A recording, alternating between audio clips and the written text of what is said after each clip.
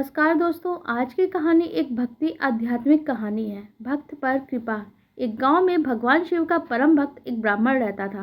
पंडित जी जब तक प्रतिदिन सुबह ब्रह्म मुहूर्त में उठकर नित्य कर्मों से निवृत्त होने के पश्चात भगवान शंकर का पूजन नहीं कर लेते, तब तक उन्हें चैन नहीं पड़ता था। जो कुछ भी दान दक्षिणा में आता, उसी से पंडित जी अपना गुजारा कर लेते थे।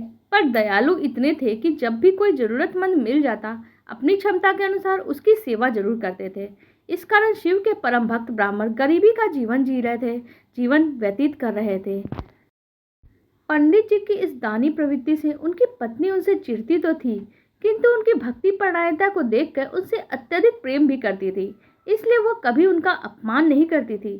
साथ ही अपनी जरूरत का धन वो आस पड़ोस में मजदूरी करके जुटा लेती थी। एक समय ऐसा आया कि जब मंदिर में दान दक्षिणा बहुत कम आने लगी, जिससे पंडित जी को आर्थिक तंगी का सामना करना पड़ा। घर की मूल आवश्यकताओं की पूर्ति नहीं होने के कारण ब्राह्मणी दुखी रहने लगी। महाशिवरात्रि का दिन आया।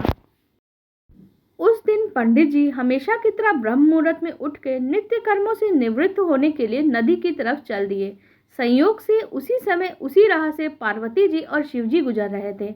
अचानक से पार्वती जी की नज़र पंडित जी पे पड़ी और पंडित जी महाशिवरात्रि को लेकर उतने उत्साहित नहीं थे जितने वो अक्सर हुआ करते थे।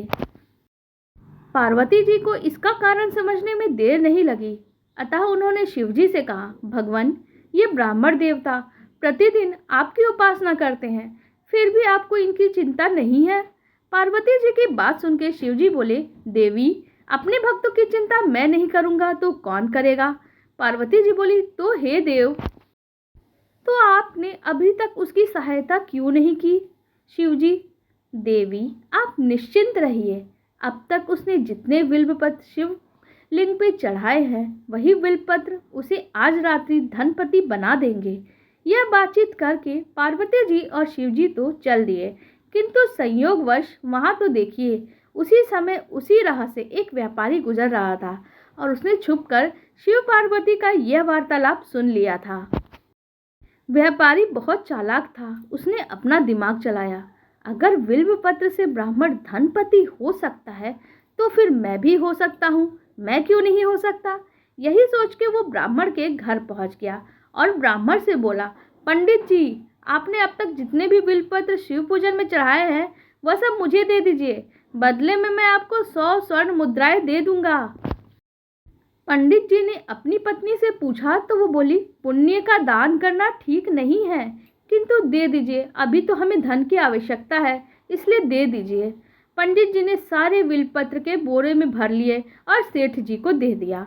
बिल्वपत्रों का बोरा लेकर सेठ जी पहुंच गए मंदिर और शिवलिंग पे चढ़ाकर देखने लगे तमाशा कि कब शिव जी कृपा करे और कब वो धनपति बन जाए। अब बिल्वपत्र का स्वर्ण बनने की प्रतीक्षा करते करते सेठ जी को आधी रात हो गई। अब सेठ जी चमत्कार देखने के लिए बहुत उतावले हो रहे थे। आखिर तीसरा पहर गुजर जाने के बाद सेठ जी के सब्र का बांध टूट ही गया।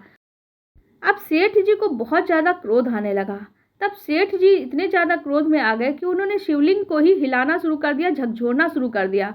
और अब हुआ चमत्कार, सेठ जी के हाथ शिवलिंग से ही चिपके रह गए।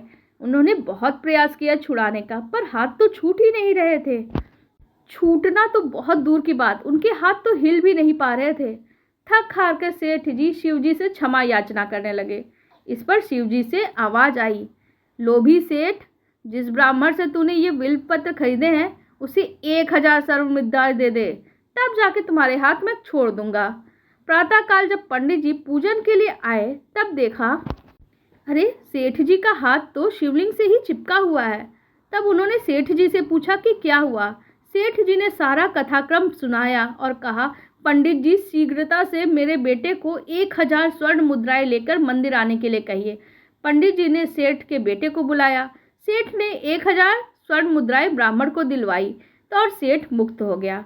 पार्वती जी शिव जी से पूछती हैं, हे नाथ, अब तक आपने अपने भक्त को कोई धन नहीं दिया।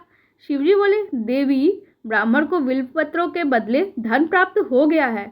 मेरा भक्त अब गरीब नहीं है, वह देखिए। और पार्वती जी शिवजी की इस माया पे हंसने लगी। हर हर महादेव। आप लोगों को हमारी ये कहानी कैसी लगी कमेंट सेक्शन में ज़रूर बताइएगा। साथ ही वीडियो को लाइक और हमारे चैनल को भी सब्सक्राइब कर लीजिएगा। धन्यवाद।